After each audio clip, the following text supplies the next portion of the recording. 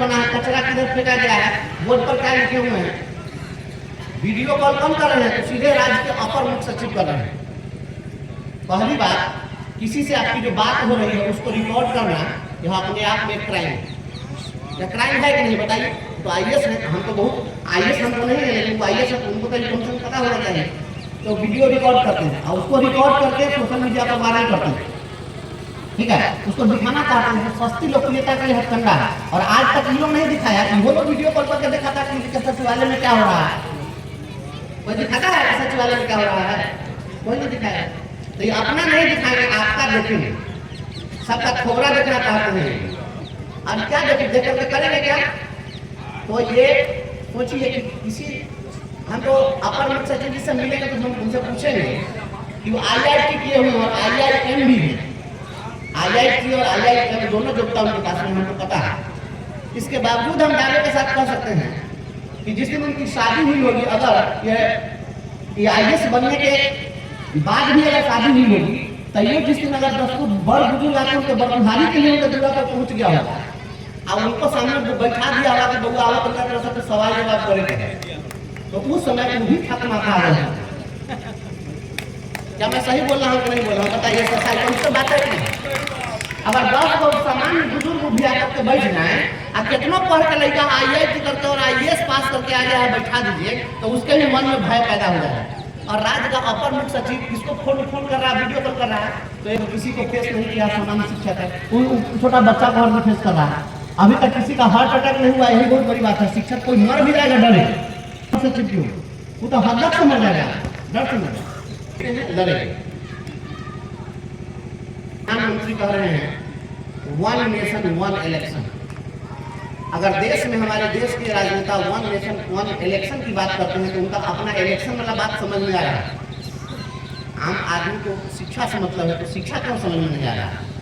मैं मांग करता हूँ इस देश के अंदर में अगर वास्तव में देश को आप विकसित बनाना चाहते हैं और देश के समाज के निचले पायदान के लोगों को आप आगे लाना चाहते हैं, तो इस देश में समान शिक्षा प्रणाली लागू करिए। एक देश, एक वोट, एक सिलेबस, एक किताब, एक स्कूल, एक शिक्षक, एक व्यवस्था आप लागू करिए। रानी की हो या हंगी की संतान, सबकी शिक्षा एक समान।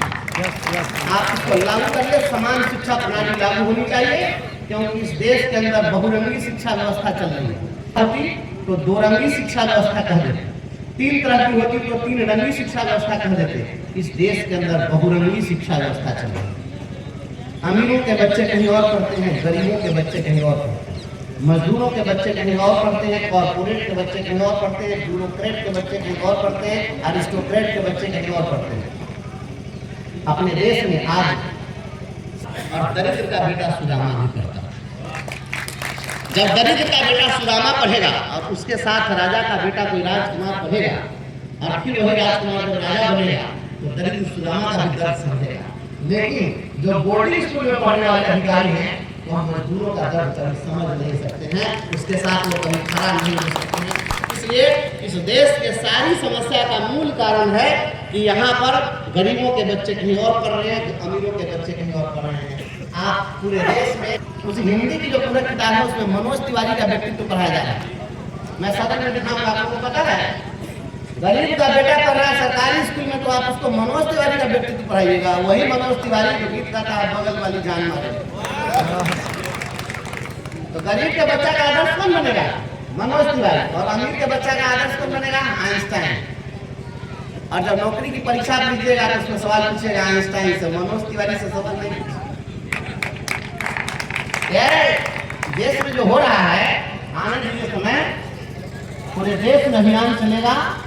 सदन के अंदर तो हम बोलेंगे ही, सड़कों पर भी आवाज उठेगी और जन जन से आवाज आएगी। इसके लिए लड़िए, जाति पाति में मत बटिए।